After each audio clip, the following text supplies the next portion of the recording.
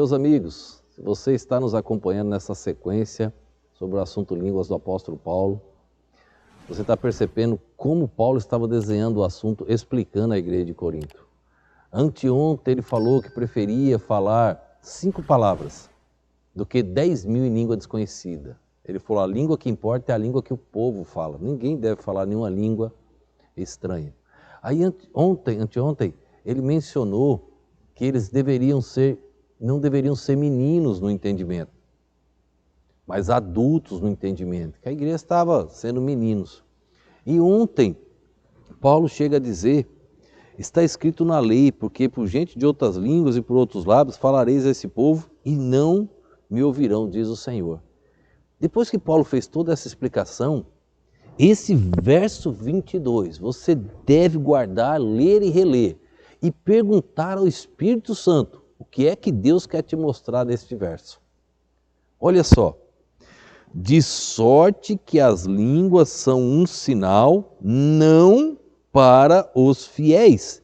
Numa outra tradução está escrito assim, não para os crentes, mas para os infiéis, para os descrentes. E a profecia não é sinal para os infiéis, mas para os fiéis. Você consegue entender o que está escrito aqui? De sorte que as línguas não são um sinal para os crentes, mas para os descrentes. Em Atos 2, quando Pedro pregou, aquele sinal que o Espírito Santo agiu, das pessoas entenderem, se converterem, as pessoas que estavam em Atos 2 eram crentes ou descrentes ouvindo a mensagem de Pedro? Descrentes. A língua foi um sinal para crentes, para Pedro, ou para os descrentes que se converteram?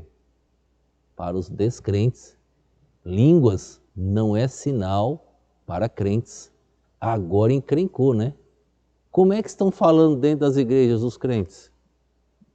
E agora, como é que faz com esse verso da Bíblia que Paulo foi desenhando?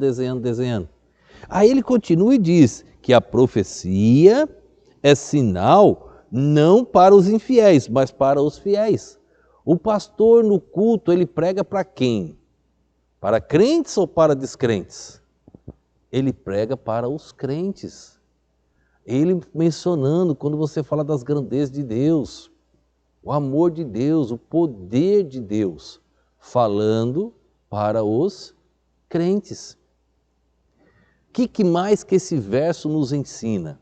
As línguas não são sinal para os crentes, mas para os descrentes. Quem é que aceitava ou só cria em sinais? Os judeus. Vamos voltar para 1 Coríntios capítulo 1, o mesmo livro, tá? O verso de número 22. 1 Coríntios 1, 22 diz assim, ó. Porque os judeus pedem sinal e os gregos buscam sabedoria. Os judeus pedem sinal. O judeu só crê se houver sinal. Lá em Isaías, uma virgem dará à luz. Lá no Velho Testamento, lá atrás com Moisés, as pragas, sinais. O Mar Vermelho, sinais. A arca, sinais. O judeu só crê em sinais. Agora o grego faz o quê? Busca sabedoria. A igreja que Paulo estava escrevendo, a igreja de Corinto, estava onde geograficamente? Na Grécia. Onde estavam quem? Os gregos, que buscavam o quê? Os pais da filosofia? Sabedoria. Paulo estava questionando a sabedoria daqueles gregos. Os gregos buscam sabedoria, os judeus buscam sinal. Então veja, em Atos 2 ocorreu um grande milagre. O sinal de línguas, houve conversões de vidas, edificação. Eu pergunto, as igrejas que estão falando em línguas, está havendo conversão naquela mensagem que eles estão transmitindo naquela língua estranha? Não. Por quê? Porque Deus não aprova aquilo. Paulo disse bem claro, não sejais meninos. Paulo disse nos anteriores que nós tratamos, quando a trombeta der sonido incerto, como se preparará para a batalha? Ele diz, todos os aparelhos, os equipamentos, eles têm um som distinto. A flauta, o violino, Tudo tem um som que você entende.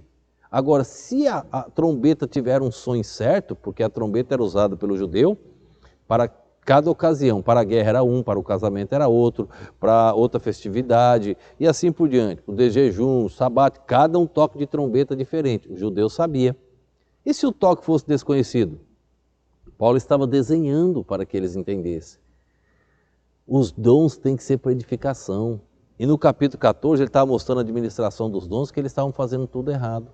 Então vamos voltar só para ler novamente para finalizar de hoje. Verso 22. De sorte que as línguas não são um sinal para os crentes, mas para os descrentes. Não precisava nem explicar mais nada. E a profecia não é sinal para os descrentes, mas para os crentes. Que Deus abra o seu entendimento. Essas coisas que estão acontecendo não são de Deus. O que Deus quer de você é algo bem diferente. Pregação do Evangelho, fazer missões, levar a mensagem de Deus. Não essas coisas que atrapalham. Paulo chega a dizer, se entrar o indulto e o constante, vão dizer o quê? Está maluco, doido? Não pode. Nós vamos ver isso no verso de amanhã. Pense nisto. Tome a decisão certa de sua vida. Há muitos anos atrás, um garoto me procurou, que ele queria falar em línguas e tal. Por que o senhor não ensina? Eu falei, porque não é bíblico. Como assim? Está na Bíblia. Eu falei, me mostre. Aí ele mostrou, eu tentei explicar para ele. Ele falou, poxa, como é que o senhor sabe disso? Eu falei, deixa eu te fazer uma pergunta. Você já perguntou alguma vez ao Espírito Santo se línguas é de Deus ou não? Ele pensou, olhou para mim, não. Eu falei, então pergunte. Não faça as coisas pelos ensinamentos humanos. Pergunte a Deus e Deus vai te responder. Então eu nunca ensinei, nunca afirmei, porque eu sei que Deus, quando eu perguntei a Deus, Deus disse, não, filho, isso está errado. Isso que está acontecendo nas igrejas não tem minha aprovação, eu não estou ali presente. Faça isso, pergunte ao Espírito Santo se é de Deus ou não. Vamos orar.